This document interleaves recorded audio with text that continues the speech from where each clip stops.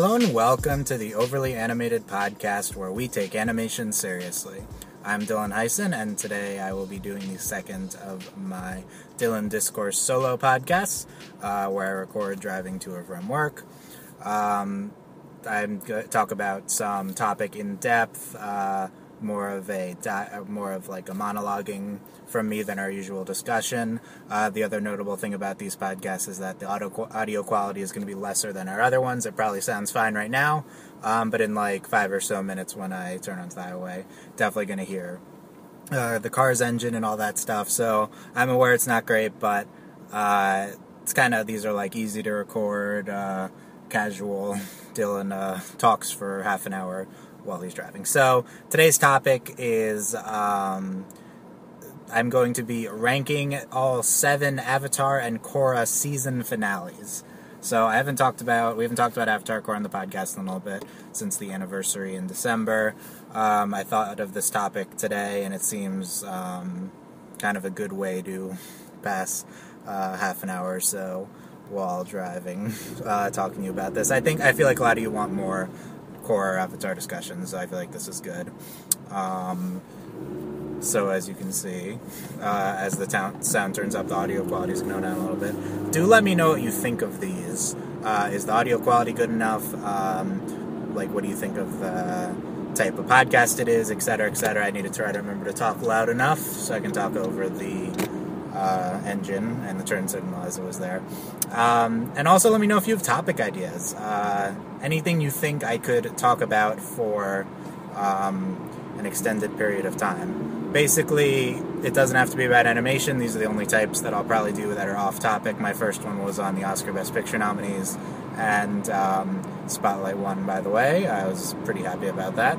And yeah, so send me your feedback, overlyanimated.com, and I'll get into more on that and stuff at the end. So let's get into this topic, ranking the Avatar and Korra season finales. So if you've listened to me for a while on this podcast or the From the Spirit World podcast, then me ranking episodes is not new. I have a extensive Avatar and Korra episode combined ranking list. I mean, I originally had an Avatar one, and I had a Korra one. Now I've combined them into Avatar and Korra. Or I did, like a year ago when the show ended.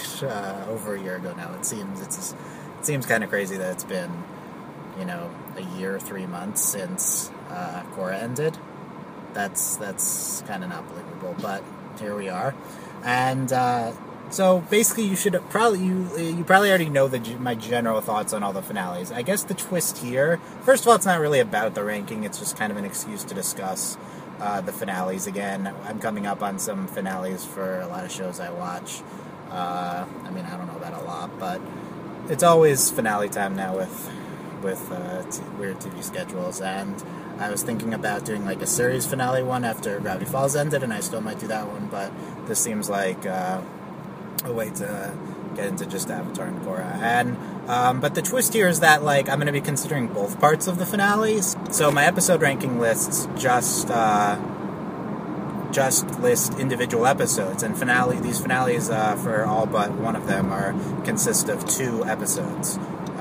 So I'm considering both parts, and in the case of the Avatar series finale, all 4 parts of it. I'd previously ranked the last episode of the Avatar series finale kind of as one thing, the last 2 episodes combined as one. This time I'll be also considering parts 1 and 2 of Sozin's comments. So it's different. I mean, I don't know. Okay, here's the thing. With these podcasts, I have no outline in front of me, literally driving, so I'm just going to be spewing thoughts. Who knows? I don't know I thought about this like a little bit at work, but I didn't extensively consider what my rankings would be like. I know I immediately was able to say, okay, here's how I would rank them if it was just the last episodes of every season, because I've done that already. But I don't know what factoring in the second to last episode's going to do. So now I'm in the left lane of 95 North, and this will be much easier now. I can focus on talking. Okay, so yeah, I don't know what the rankings can be like. I know what's going to be first, and I know it's going to be last. Book 2, of course. So what what's in between, I'll try to figure out as I talk, and I'll present the final list at the end. I'm going to go in order from best to worst. Yeah, and I guess this is supposed to be like a best list. I have my biases, but I'm trying to rank objective critical quality here, which is not really a thing. So it's not me purposely saying, okay, these are my biases, these are my favorites, right? These are just what I think is like the best overall, all the components. There's definitely like a general theme we're going to get into with these Avatar and Korra season finales, which I've talked about on the podcast before. Probably I'm not going to say anything new. I podcasted like 150 something times on, maybe it was less than that, on Avatar and Korra and From the Spirit World. I don't have much new to say. And I also haven't rewatched the show recently. That's the other thing. These are based on my memories. Like, I didn't rewatch all the finales for this. I'm not going to be doing that for these types of podcasts. These are more casual discussions. And so I might like be misremembering. I'm not going to misremember. I know these. I know what happens in these. But like, I might not be picking up on nuanced things that I would pick up on now if I rewatched. Like, opinions always change. My opinions of things are constantly changing. Even though I generally like the same things as a while ago, I think I see them in different ways as I get older, and I think that's true of everyone. I hope that like, we would not consider our opinions so stagnant that we would not be able to reevaluate things. General philosophical point, like, embrace change in yourself as a person, because you are changing and you're not the same person as like 5 years ago. Okay, so yeah, that totally relates to Avatar and Korra season finale. So let's rank these. So first, and again, I reserve the right to change this at any point if I talk myself out of it. Like, I literally will probably talk myself out of a ranking. Because this is for me, like, talking on podcasts a lot of times is just a more concentrated and developed form of like me thinking about something. It's just it's easier to focus when you're saying it out loud, and it's also discussions, talking it out with other people helps too. But here I'm gonna be probably will develop my thoughts as I go along. So number one, no surprise here, I think the best episode of Avatar Korra is Siege of the North Part 2 of Avatar Last Airbender, episode 120. So I'm going to rank 119 and 120 of, so a note on the production numbers, if you're unfamiliar, I'll try to say the episode titles too. This is the only show I'm that, like, nerdy about that I know all the production numbers. That's how I primarily refer to the episodes. If it's a Korra episode, I'll say K and then the production number, and then for the Avatar episodes, there's just no K, so that's how you know it's an Avatar episode. So 119 and 120, that's how the creators do that, by the way. That's not me making that up. Yeah, so I think Siege of the North Part 2 is just the best episode they've ever done of the show. Like, it's kind of got it all, and I need to rewatch it. Like, I say this every year. I need to rewatch the season 1 finale. It's kind of remarkable that it's kind of like they peaked a little early. I mean, there's a difference between season finales and the rest of the episodes. They definitely didn't peak in terms of normal episodes until book 2, but the books 1 and 2 finales of Avatar stand apart from the rest of the ones listed here, and I guess I'll present the thesis for this typical talking point I give on this. If you've listened to me talk about Avatar and Korra before, but basically, the Avatar 1 and books 1 and 2 finales were written by Aaron E. Haas instead of Mike and Brian. Now, if we're incorporating the episode before the last one, then you bring in Mike and or Brian too. So, although 119, I believe, was written by, what's his face? The writer of Avatar Day, right? So, I think that was his best episode. I haven't talked about Avatar Korra for a while. I'll remember as I go along. I blank on a lot of things here. And usually I have, like, the Wikipedia episode list up, so I can just instantly reference that, but I don't now. But, yeah, so, and then Mike and Brian wrote The Guru in season 2. So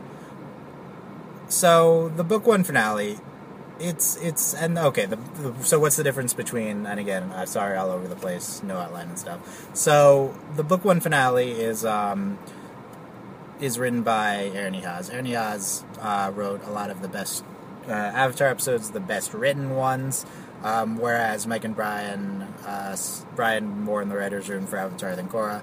Mike especially not a developed writer at this point in his career.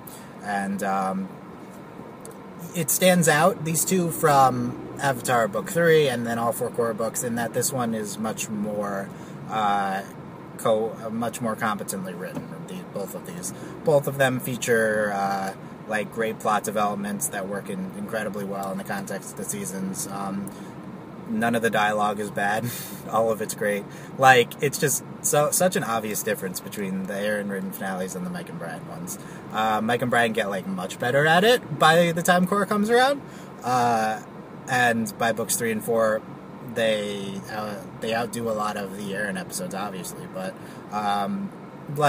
basically, there's large parts of the Korra books 3 and 4's finales which match up to the Avatar book 1 and 2 finales in terms of quality of writing, but it takes them a while to get there.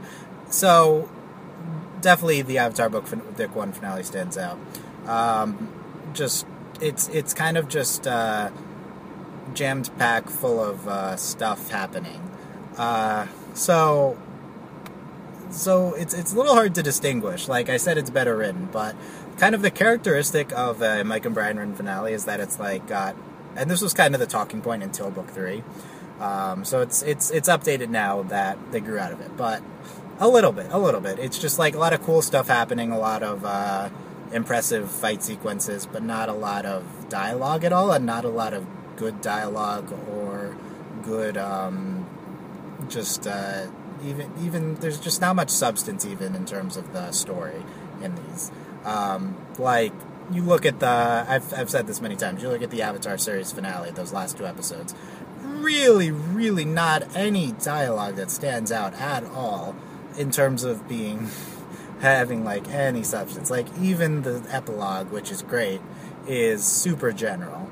And that's on purpose. That's clearly a decision that Mike made writing that. Like, that, and they made it again in the Korra finale, and that'll be a discussion for the series finales, one of these, but, yeah, it's just not much there. Then the Korra book 1 finale is different because they're doing more stuff, but, like, that none of that stuff is good. It's like one of their favorite things is writing, like, a backstory episode, so they do that in the Korra book 1 finale in the episode before, and, like, that's good, but it's unsatisfying in the context of the season. And then the Korra book 2 finale is nonsensical, right? So there's 3 in a row which really just are not well written. Like, I seriously maintain that the Avatar series finale is not well written. Like, it ends up being incredible, and it's going to be high on this ranking list regardless, because, I mean, it's just so iconic, like the Agni Kai and the Angozai fight. Like, those are just some of the best fight sequences in animation ever produced in America, right? Just probably even 2 of the best, maybe even like 1 and 2 on the list. Like, they hold up well. I mean, you would love to see them in HD now, but I also think it's starting, like, I don't know how much, side note on that, My number 1 Avatar merchandise item desire is still definitely an HD remastered Avatar collection, because watching Avatar again now kind of sucks watching it in 480 or 360 or whatever it's in, and it's a noticeable difference between the 1080 of Korra. Korra just is so gorgeous, and then you look back on Avatar and the animation. First of all, the animation's worse on Avatar, regardless of output, like quality, but it also is just. It's also just that we're not, like, seeing it in as much detail. And I don't know, at some point someone told me, and it's not from, like, a reliable source, that the secondary studio episodes of Avatar could not be remastered into HD, but maybe the JM Animation ones could. I don't know if that's true, but, like, it doesn't seem like we're ever going to get this. You could probably touch it up, like, to some extent. Anyway, the animation quality of Avatar is a significant hindrance, I believe, to rewatching, in my opinion. How did I get on that subject? That's what I'm thinking. It's like, okay, Dylan, launch into your talking points about the desire for a remastered version of Avatar, but how did I get there? I am not sure. So, I was saying that Mike and Brian have the Avatar series finale, some of the best fight scenes, and it's like, even though even though those scenes like aren't in great quality, they're still, I think, going to hold up. Oh yeah, and I was going to make the point that I'm somewhat skeptical now about this kind of, again, all over the place, I'm sorry, but somewhat skeptical about this overall talking point of like, I wish it was remastered, and like the stuff now is going to hold up, but like Avatar just missed the cutoff of like going to hold up into the future.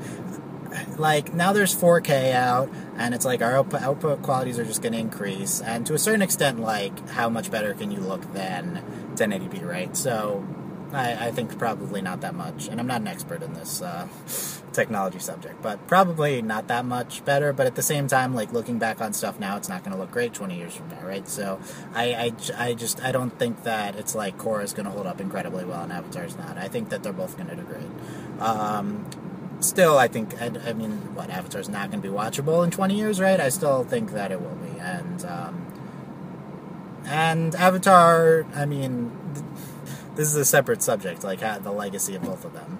Briefly, though, Avatar works better as like a series rewatch. It's more iconic as of now. Korra's going to look better overall and has potentially more pertinent themes to the future. It's hard to tell. But, generally the thought process is that Avatar is, like, this iconic thing that's going to hold up really well, and Korra might not be, but no one's really as high on Korra as I am, and our group is, right? Like, basically the point we ended up, and if you haven't heard me talk that much about Avatar and Korra before, like, the point we ended up is that Korra ended up being just as good as Avatar, which is kind of crazy to think about, because I always said Avatar is the best series ever, so... Like, that's how good Korra Books 3 and 4 were. I'm also probably one of the highest people on Korra Book 4, which I think was also extremely good. Not as good as Book 3, but extremely good. So, that lets you know how high those two finales are going to be on this list, too. Basically, Korra Books 1 and 2 are 6 and 7 on the list. Avatar Book 1 finale is number 1, and then it's like everything else is kind of hard to tell. So, yeah, this Avatar Book 1 finale. Look, Waze says I have an hour, 4 minutes left on my drive, and I've already, like, 15 minutes into this. This is gonna be a while, so maybe I'll just talk for the entirety. I also have, like, a headache, and, and I assume my throat's not gonna make it, although I do have water here. So I'm in traffic, so now maybe I'm speeding up, and the sound quality is gonna go down. So this finale, like... I think how I started talking about this is that it's like, what's the difference between the Avatar Season 1 finale and the rest of the finales that Mike and Brian write? Like, from my perspective, Mike and Brian, especially Mike, have been basically trying to reproduce the Siege of the North every single time. It's like, awesome stuff happens, big moments for character arc, climaxes, the biggest fights of the season. Like, Aaron just nailed the Avatar season finale. Yeah, speeding up, quality goes down. Aaron nailed the Avatar season finale archetype on his first try. Like, it's just, and it didn't get any better.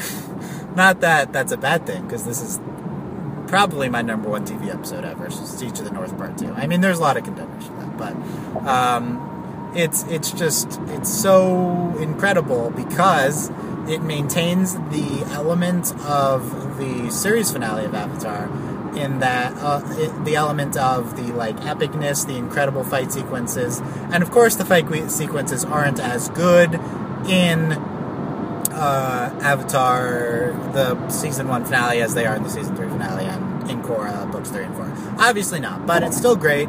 Like, you have some iconic fights. You have Zuko Katara fight. What other fights do you have in this? You have the rematch, right?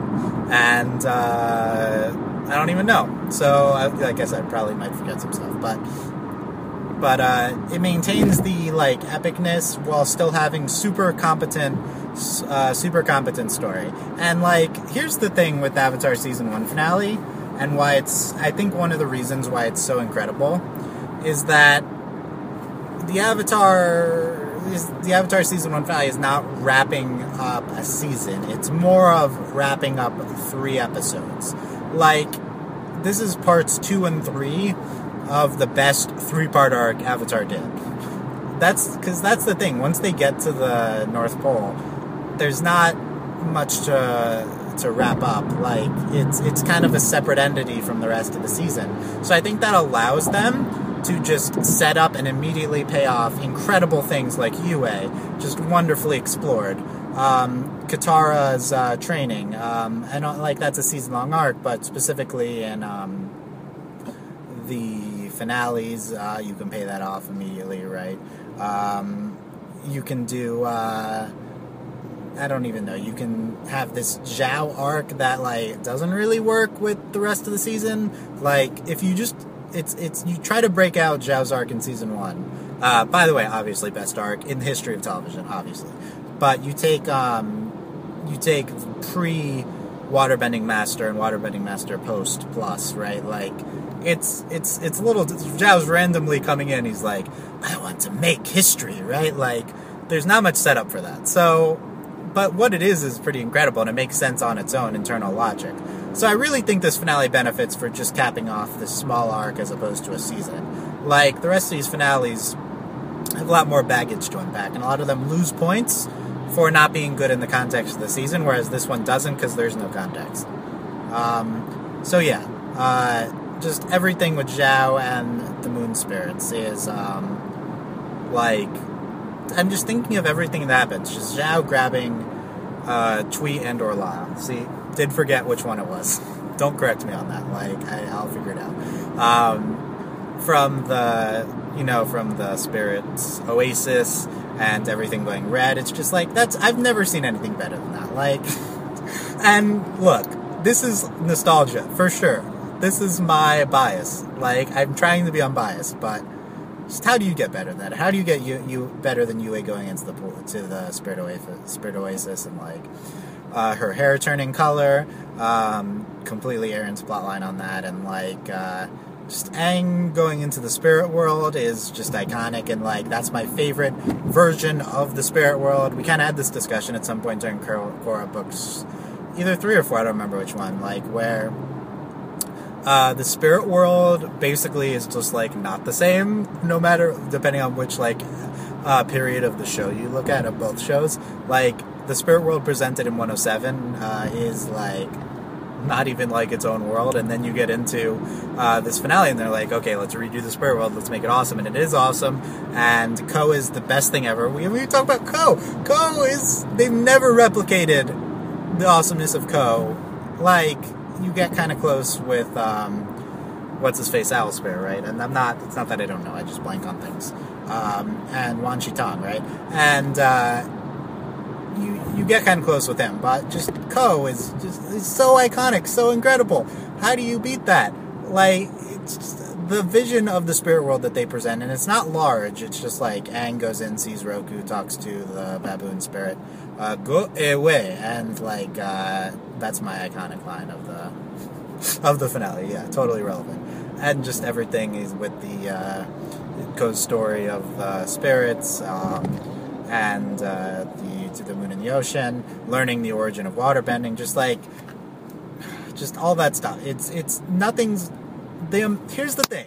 All of this is story and characterization. That's the thing. That's why this finale is so good. It's not just an epic fight. Like, epic fights are great on their own, and this finale would be heads and shoulders the best one if it had, like, the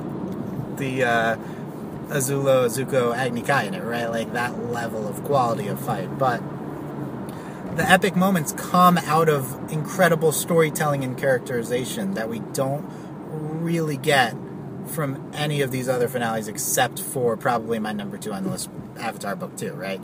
Like, it's just like, there's awesome stuff, and even the awesomeness of the Korra Book 3 finale, it's just like, what compares to anything that happens here? It's just, it's so ambitious, this finale. It's so incredible. I thought of another element, like the Zhao demise, so good. It's all so good. How do you beat anything like that I mentioned? It's just, it's wonderful. So that's my defense of that one. And I'd love to, and I don't think rewatching it helps that much, because you just get into it again, and it's not... I don't know if I'll ever be able to do a super competent analysis of it. But it's not like it's doing anything, like, super deep. That's the thing. It's just doing remarkably competent and excellent storytelling in a short amount of time on an epic scale, continuing the show's mythology, expanding it, because like all the waterbending stuff they get into, all the spirit world stuff they get into, it's all new and it's all like presented there, and it's just like the right amount of like mythological expansion and enacting upon it in the right way, and still having like these big moments happen that are based off of that, but also based off of the characters that were established. It's just the perfect season 1 finale in the context, but I also think it would be perfect as like the finale for any season, just like tweaked a little bit. So there you go. That's my number 1. The 119 and 120. 119 is also incredible. 120 is the best, but 119 is also incredible. So I mean, Azula always lies. Like, Zuko's stuff in this one's great, too. Okay, so, number 2, I'm going to say, and I might change my mind on this, I'm going to say the Avatar Season 2 finale. The problem with this, like, I know that Crossroads of Destiny is second out of all the finale episodes. It goes 120, 220. But not, like, there's a few episodes in between, but they are finale episodes. The problem is that 119 is here. Or 219 is here, and 219 is not great, but it's good, but not great. So it's like what I'm gonna try to consider is like evaluating the finale as a whole, and 219 is clearly inferior to 220, which has just the culmination of Zuko's arc in season 2. Talked about this at length on the old podcast, but that's the best single season arc of either show. Of any shows I've seen. It's incredible, and just the twist is like so well set up and so well handled, such great logic for that character. It's so wonderful, just incredibly presented, direction-wise, storyboard-wise. Azula's involvement in the finale of both of these parts is all incredible. Even like the small interactions with Mei and Ty Lee in this, and Sokka. You have the incredible moments between Aang and Iroh, and then the payoff with the betrayal. The only thing to consider, like, all of that's incredible. Like, this is just a small step behind the season 1 stuff that I mentioned before. Incredible storytelling, again, with the mythological expansion within the finale. Like, I feel like that's not even... I feel like that's kind of an element, thinking about it, that's kind of an element that gets lost once you get to Korra. Is just like... And they attempted in Korra Book 1, I guess, but it's more of paying off, like, a mystery arc. Whereas it's, like, presenting these new elements, like all of the Aang chakra stuff, which is completely irrelevant the rest of the series, right? So, and the problem with the chakra stuff and the,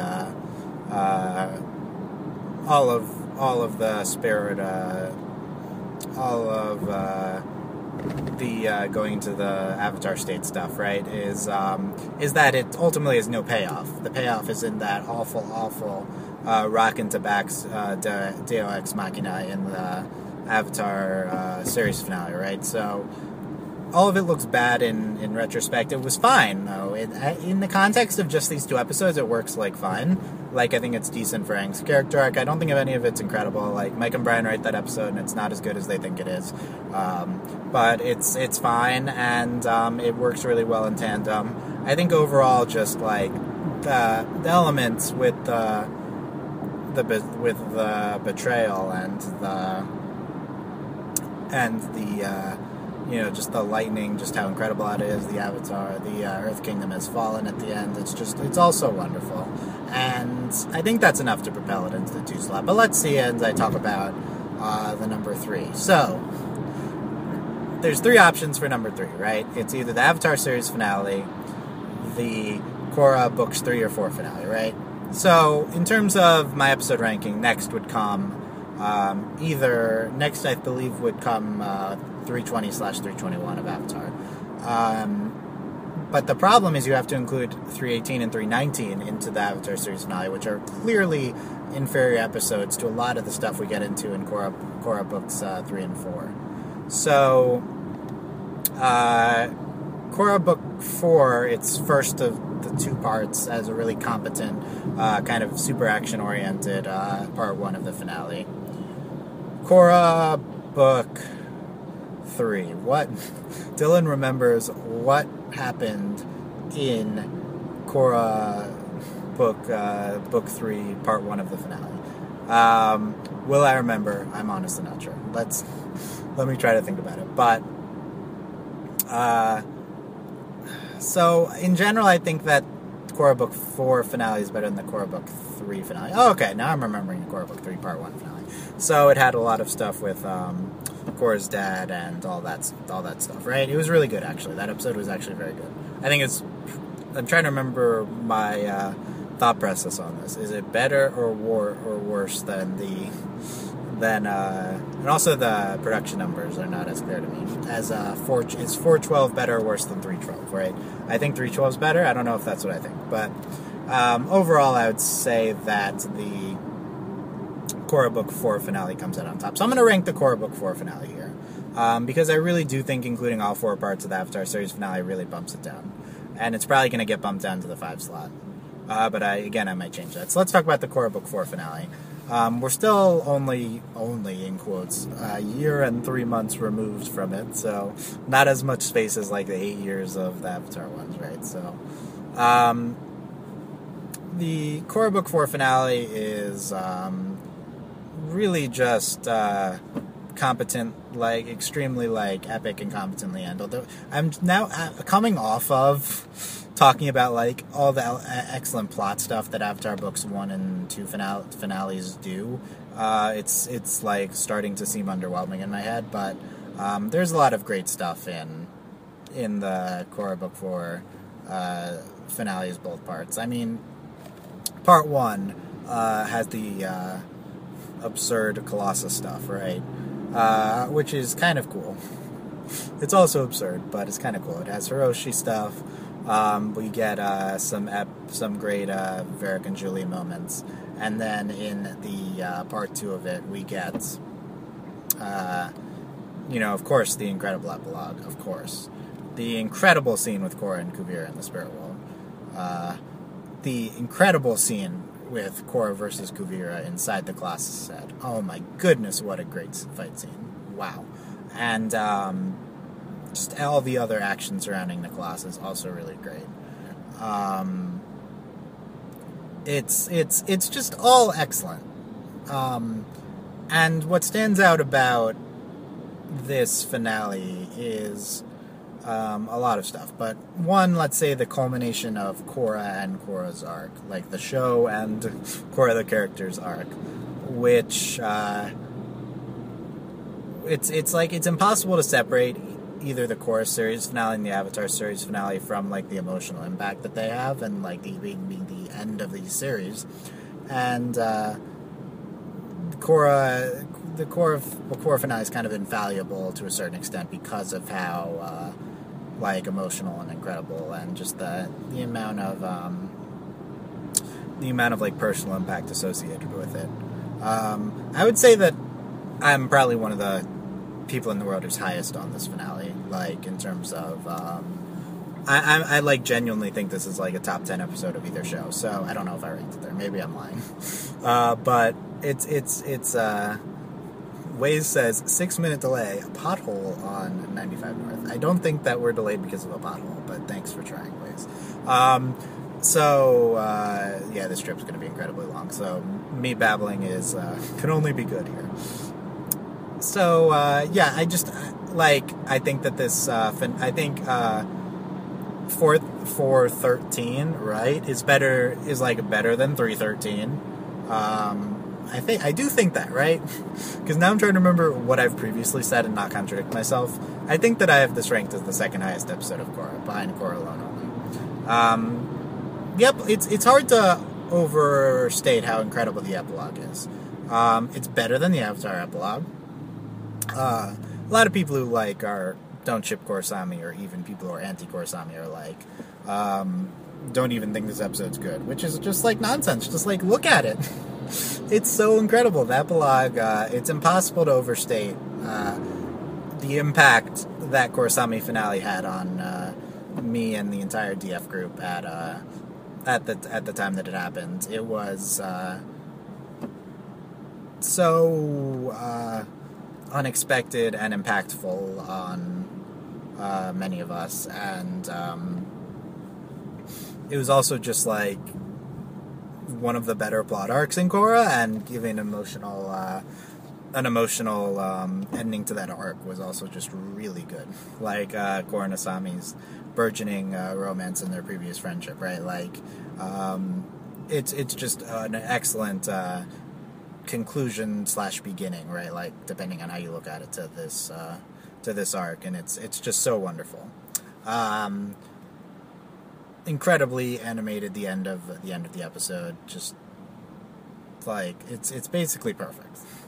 I mean, you can criticize like should have been more explicit. You can criticize like maybe you didn't like the way they do the time skip. I like it, but it's that's one of those things that's untouchable to me. I think there's enough time passed where I can say that that's like it's too important. It's too incredible. And really, I'm not just because I'm trying to rank on critical quality here. I'm not just saying that based off of my perceived importance of the scene. I genuinely think it's like an incredible ending. Like, I think objective critical wise, that is a better ending than Avatar had. Avatar like played it super safe and paid off the Kadang arc, which wasn't as well handled in book 3 of that series as Korrasami was in book 4. To some of you, that sounds I'm aware of how some people think about this, and that's probably like an absurd statement. But Kadang was not well handled in the second half of book 3, and Korrasami was really well subtly developed. And like, I would have liked it if it was slightly more explicitly developed. But seriously, just look at that arc in the context of burgeoning romantic feelings based off of a super deep established platonic bond, and looking at like when each one starts to develop romantic feelings for the other. For Asami, was in book 3, and then Korra, you start to see it around Korra alone, and it's so really good. That's the thing. Like, so much effort was spent on like fighting about people's reaction to it, that I think people missed out on just the fact that this arc was really good.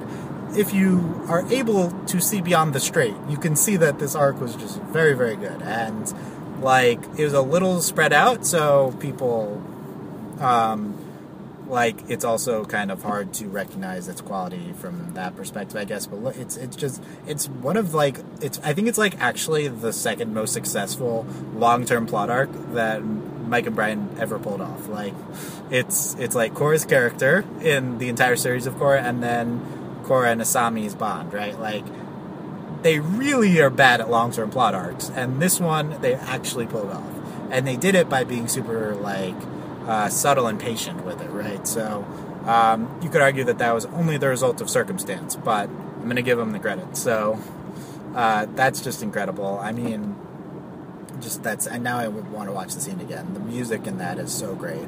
That's one of the things. Like I really think that Avatar books 1 and 2 are very superiorly written to any of the rest of these finales I'm talking about, but it evens out because of production, and I've focused on fight scenes and animation quality, but even down to like Jeremy Zuckerman's music, just the scores of the ends of Korra's books 3 and 4 are just absolutely incredible. So it's like all aspects of production just get so much better in as you go along, that it kind of evens out with the writing. And I barely ever say that because characterization and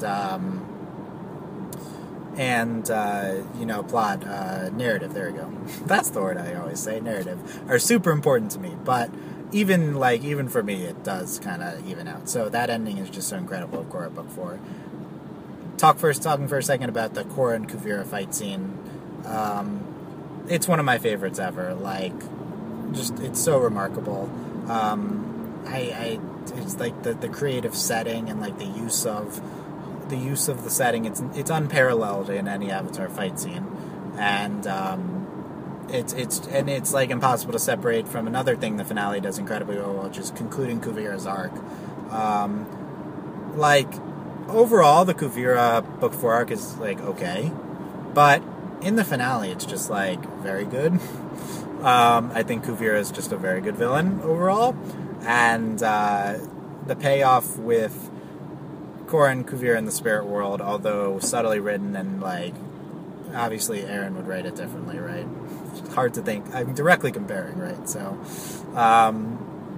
I think that like at the time, like right after, I was like, was this good enough? And I think it is, but I'm still like slightly unsure on that scenes. The problem is that they just ignore so much of any like sort of philosophy with Korra and Kuvira, right? And then they just pay it off all in one scene, and that scene is gorgeous and it's like impactful. And I think it does really work. Just everything with like the ray. It's what happens is so weird, but just like the part of the Colossus, and then it's firing around and like decimating the city and the spirit portal, like. It's also weird, like, in terms of plot development, but, like, this is, like, the closest I feel like that they've gotten to recreating the Aaron mythological expansion within, like, the big developments happening type thing. The problem is, Aaron, and continuing on this discussion from earlier, Aaron, like, started this trend of, like, having these big moments based off of new information. And then what Mike and Brian do is that they say, okay, we can have big moments based off of new information, but they like don't set it up. That's the problem. Aaron like sets up the everything going red, right? And he sets up anything with like I don't know, were there even any duexes in like in the book 1 and like spirit. I didn't even mention like spirit koi or whatever, right? Like that's just, it all makes sense because he spent a lot of time explaining it. Like, he sets it up, he develops it. But Mike and Brian say, okay, that they recognize these big moments are super important and super impactful, but they don't take the time to set them up as well. And to a certain extent, there's not much setup with like any sort of spirit portal or anything, but it's not like important. It's just the emotional setup behind the characterization setup behind how Korra handles it, how Kuvira acts in that situation, the conclusion of Kuvira's arc.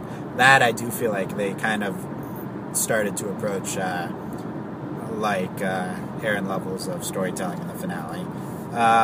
This Korra Book 4 finale, I just really think it's incredible. Like, that last episode's so good. The second last episode of the season 2 is also good. Hard to overstate how much I love it. Okay, so there's the first 3, and I'll stick with that. Let's do, I already said in my order now. The order's been set. Korra Book 3 finale ranks number 4 on this list. So, and by the way, in terms of tiers, I think that these first 5 are in a tier, and then the last 2 are in a secondary tier, basically. Or, although I do think it's like the first 5 are in a tier, then the 6 is in a tier of its own below it, and then 7 is in a tier of its own below that.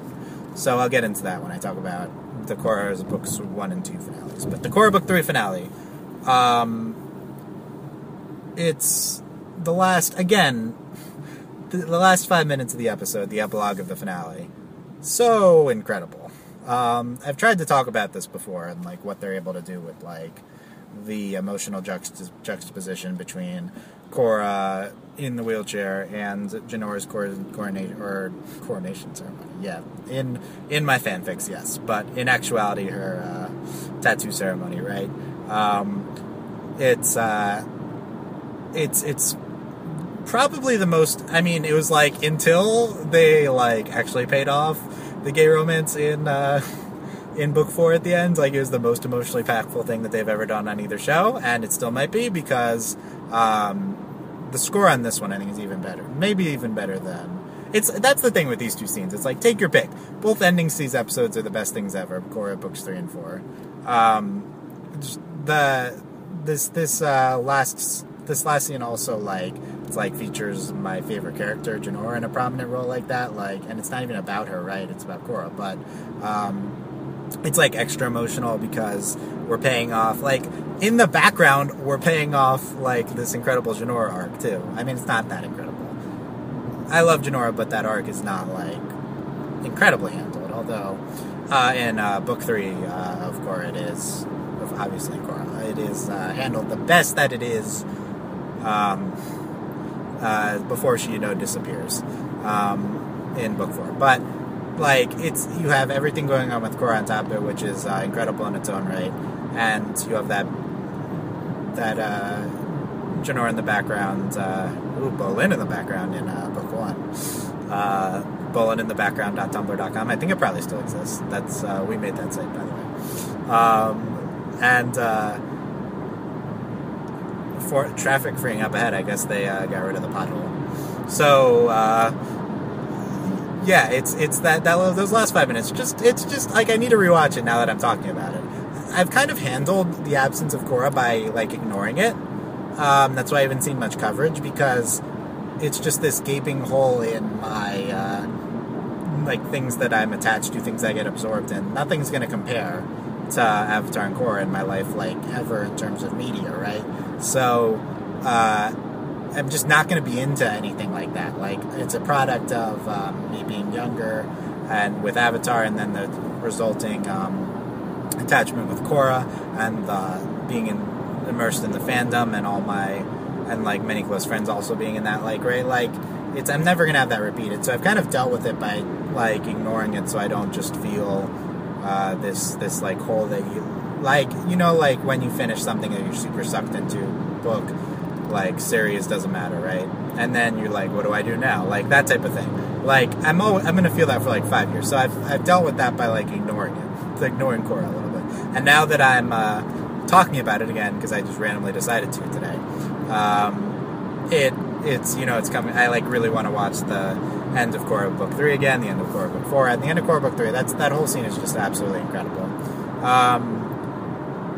I wonder if it gets demerits for not having, like, the Red Lotus. Like, the Red Lotus are still out there.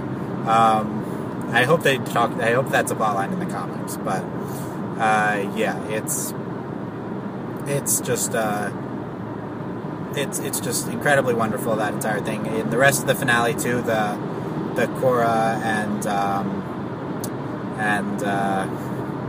airbending Red Lotus villain, again I blank on things, is that fight scene is incredible, and it's technically might be one of the best that they've done. I guess I like it slightly less than, like, I know Mel, just, like, when we're on this subject, like, says, wow, that whole thing, that whole scene, just, like, everything about Korra in that fight scene is, like, so incredible. And I agree.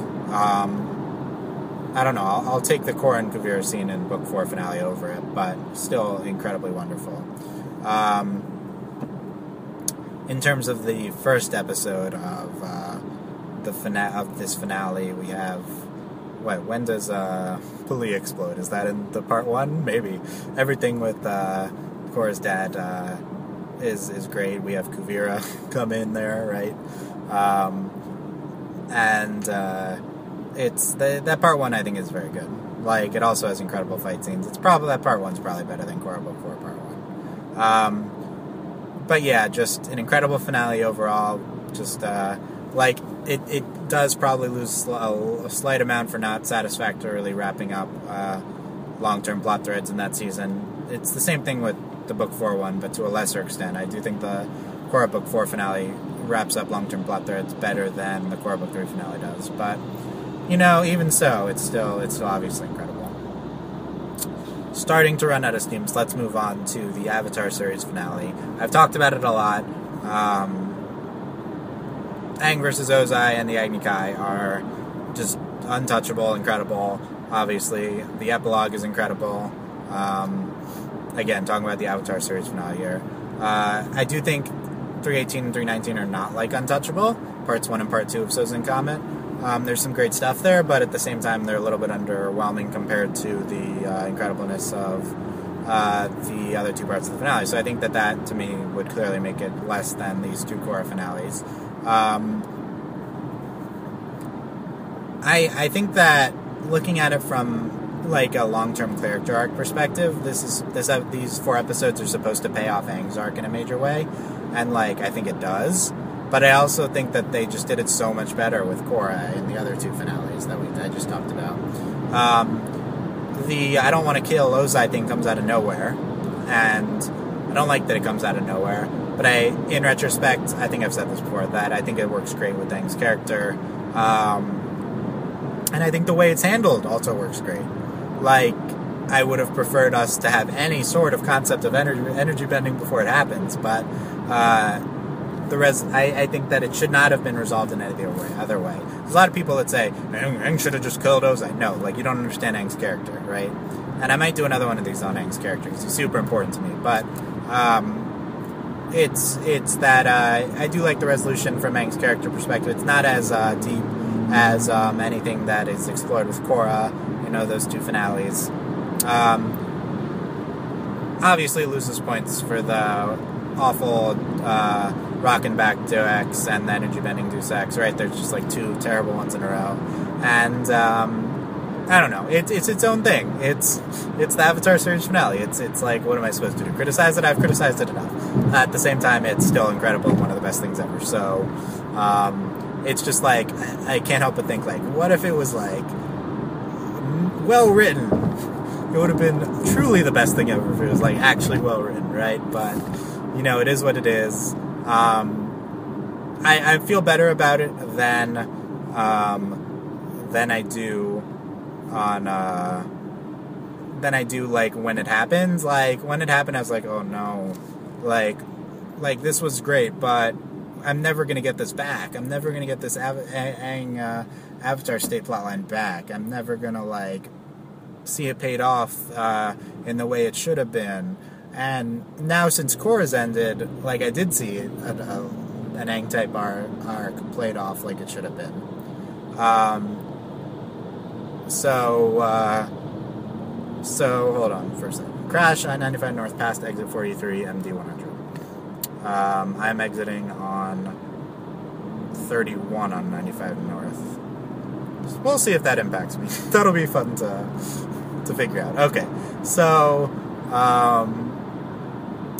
yeah, so like I do feel better about it now, the Avatar series finale. Like I think if you listen to the podcast, like there's a lot of like regret in terms of how that happened, but it works better now in context because it turned into Korra. Like I can like look at like Mike and Brian's development arc, right?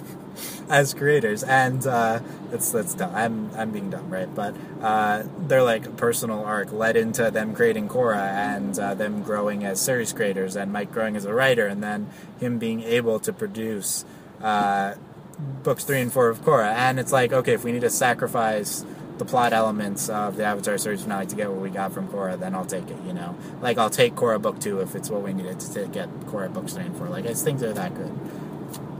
So, I don't know. I feel good about it now.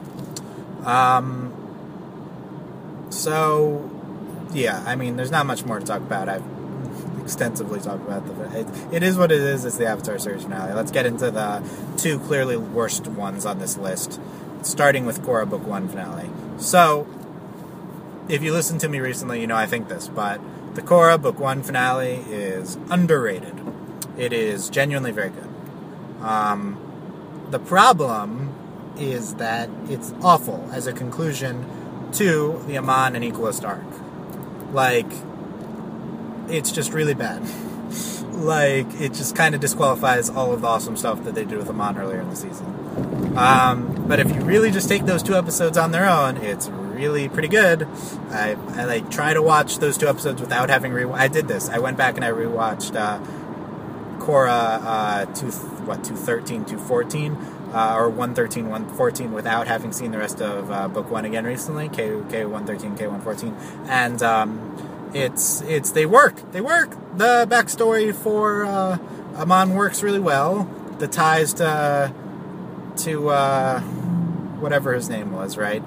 Work really well, his brother, and it's the backstory is great. Like the thing with the wolves is like haunting. Like just that whole flashback sequence is very good. And then it's one of the it's a very strong part 1 of a finale. Like even compared to the greats of Korra's book 3 and 4 and Avatar books 1 and 2. Even if you compare, like, the part 1 of that finale is super strong. It holds up. Part 2, like, obviously not as good as anything we've talked about here, but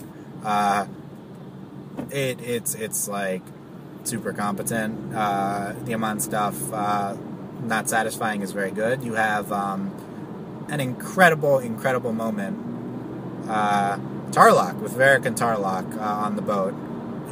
Or not Varric. Yeah, I keep wanting to say Varric, right? Because they're similar. But Noatak and Tarlok on the boat is just absolute. That scene is still so good. So good. And everything with Korra and the epilogue from that is, like, fine and, like, pretty epic on its own. And it goes too fast and it's too random and weird, but it's great. So I think this is a really good finale. Like, it's not in the tier of the first 5, but I do think it's a tier above the book 2 finale, and I think it's very good, and I think it's unfairly criticized, because I actually think Mike and Brian, like, produced a, like, pretty good finale on their first try of writing on their own. So in terms of Korra book 1, only them as writers. So I don't know, kind of impressive finale. Okay, so next is and last is the Korra book 2 finale, of course. So let's be clear, these 2 episodes are good, and I'm talking about K211 and 212, right? Isn't that how that worked? Book 1 was 14, book 2 was 12. So K211, K212. These are 2 good episodes of television, but compared to anything I've just talked about, really just lacking. This is the epitome. It's like Mike and Brian, like, had to be their most Mike and Brian-y before they could let go. Like, you have to let go of Katara, right? Like, they had to be their most Mike and Brian-y. They had to have the most absurd, random things happen for no good reason. The most only care about visuals, don't care at all about the story and in what's happening in the finale before when the season's ending. I don't know what I was going to say. Before they can actually truly care about story and plot arcs and characters. And it's just not good. Like, just the giant spirit, I don't know, what did we call them? We called them, like, the Pacific Rim type things, right? Like, or was that the Colossus? I don't even know what people refer to. But yeah, giant spirit Korra versus giant dark avatar Unalaq, right? Like, underrated is the visuals. To me, like, no, I'm not going to even get into that. But yeah, underrated is the visuals. The use of color, and this is like in this finale is like is not like anything else that we saw from either series, and it's kind of truly stunning visually. It's like all flash, no substance, right? But, like, the flash to a certain extent is enough. The Jinora Deo X is like all flash, no substance, but it's to a certain extent cool enough, right, that it works. I mean, I don't think it, like, works, but it's, like, fine. The problems with this is just, like, nothing of relevance. I don't know, nothing, I don't think of this finale and I think, wow, this awesome thing happened. Like, I don't look back and I'm like, oh my gosh, that time when Unalaq merged with Vaatu and they became the Dark Avatar. Like the reverence I spoke of the Avatar book 1 finale with. It's just, there's, like, nothing there. Like, beating the past lives out of Vaatu, like, I mean, it's not Delaney levels of hate for that, but it's like, it's whatever, right? That I didn't really care about that. The big problem is that Unalaq is just a terrible, terrible character, and even though Vaatu is the greatest thing since Zhao, it doesn't make up for Unalaq being as bad as he is, and the Dark Avatar concept is just so dumb, so dumb, and everything that they do, like, I don't know, it's just all kind of dumb. We even have this plot line with the adults in the spirit world, and it's, like, also kind of dumb, and move the talking Great Isle mushroom. I guess that's one of the benefits of the of the finale. But yeah, like whatever. It's not great plot wise. It's great visually. There's some good action sequences, of course. And like I don't know. I still think it's good. Honestly, all that I remember is what I just listed. I'm gonna have to go back and watch it again. JK, no, I'm not gonna watch it. Yeah, I might watch it again. I don't know. But yeah, it's better than most of what's in book 2, right? So, still, like looking back, they went 7 for 7 on quality season finales. I know the discourse surrounding book 2 is that you wouldn't conclude that, but they really do go 7 for 7. Those are all good finales. Like, I know the book 2 one's not great, but they're incapable of making a bad finale. I've probably said that before. And they also go 5 for 7 in like really good finales, and like the number 6 is also very good. So that's just like an incredible track record. Obviously, a lot of the best Avatar and Korra episodes were all in finales. I also like fail to see this like level of incredible and epicness from other shows that I got from Avatar and Korra finales. Like, other shows don't work like it, but like the extent to which like just the epic stuff happens, and it's like emotionally affecting and incredible plot wise, and like just these big moments. It's like it's not like recreated in almost any other show I've seen. Like, I think to the Steven Universe season 1 finale, and I'm like, okay, like this is kind of close to Avatar. Like they kind of pull off like the heights you need to go to for a finale. I actually think the Steven Universe season 1 finale is like super modeled on Avatar finales, like mythological expansion. Like you can just what I've said about Avatar season 1 finale, like just apply that all to the Steven Universe finale. I mean, there's nothing like the big twist with Garnet, right? But mythological expansion within the context of big things happening, emotionally affecting moments, right? It takes a lot of the Avatar season finale template, which isn't original. It's big things happen in the finale. That's not like exclusive to Avatar, but that's like closer to the heights that I've seen. And it's just, season finales are also everyone's favorites. They're also what you cite. It's just like it's a lot of what's informed my you got to stick the ending opinion. That's something I've kind of espoused the past few years, is that looking in the context of a season, it's super important to stick the ending. The last few episodes are the most important. The ending of a movie is the most important. Like, I really do believe that. And a big reason why I think that is that people care about these finales much more than they do a regular episode. They're so much more important. It's the impression you're left with of the season. It's the payoff, it's the ending, it's the climax, it's the most important part. It's really important to nail it.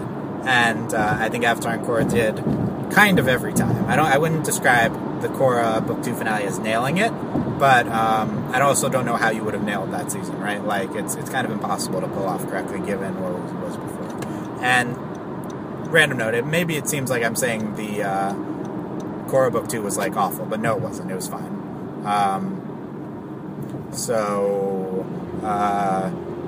Yeah, so there we go. Let me know what you thought of these, my rankings for these 7 finales. Any thoughts I espoused here? I used that word once and I have to use it twice, right? I'm not home yet, but I think I'm talked out at this point. 17 minutes left. We'll see if I run into this major accident. I think it's after where I am. I think the exits are going up in number, and mine is well before that. But that's all for this week. So I'm going to try to do these every week. Let me know feedback. Please tell me if you have any ideas for me to talk about. Like, there's a few topics I want to get into, but I'm just like, I don't know if I'm confident enough to monologue for 45 minutes on it. I want to get into sexism in anime. That's something I've talked about before on my Tumblr or something, and I think I'm just not necessarily super confident I'll talk about that intelligently, like how much anime have I watched recently, but I want to get into that. I want to get into my dislike for brooding male characters. I think that'd be an interesting solo cast on that. I want to get into season finales. So those are the ones I have so far. That type thing, right? Like anything that you think, even if it's not related to animation, like I don't think I want to do like a 100 season recap or something. Although we'll see. But I don't know. Maybe I will. So yeah, I'm Dylan Hysen. Let me know what you thought on. Probably send me an ask on Tumblr, dyllanova.tumblr.com. You can also comment on this podcast at overlyanimated.com. If you're watching on YouTube, you can comment on the YouTube video. I do respond to those comments, and overlyanimated.com for everything about the podcast.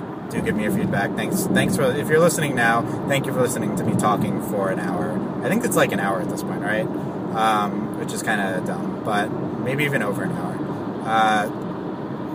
But yeah, thank you for listening, and you can support us on Patreon at patreon.com/overlyanimated. Thank you to our current patrons. Don't have a list in front of me. Shayna, Mitch, Cordell, Beatrice, Nate, Andy, Jamie, and Rachel. There you go. A.K.A. Hannah, Fever, Mitch, Cordell, University, Beatrice, James, Buzz Like Your Mailman, and Rachel Rose. I think that was it. I think I just got it. So, talk for like 2 seconds about the Patreon system. Do I really want to talk about that? Anyway, it's our only method of revenue. Basically, like, I do no ads on the podcast right now, and we're doing multiple podcasts per week. Consider supporting us on Patreon. I believe that that's the best content support system. Watch our video on patreon.com/overlyanimated. It's a little old now, but there's a YouTube video of me and Mel talking about, it's probably not in depth enough, but it's like you pay for stuff that you listen to voluntarily. Like, I'm never going to make the podcast money to download. I might put ads on it if people, I would probably do that because we're not getting enough. But if we got enough from Patreon, I wouldn't, right?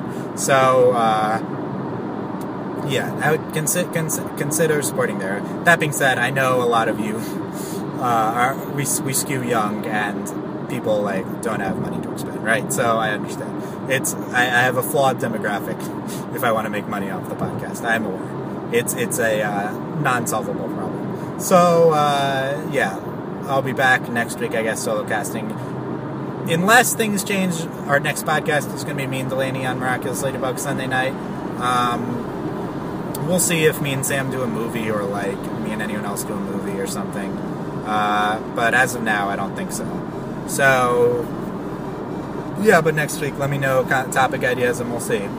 Thanks for listening, guys. I will see you next time. Bye.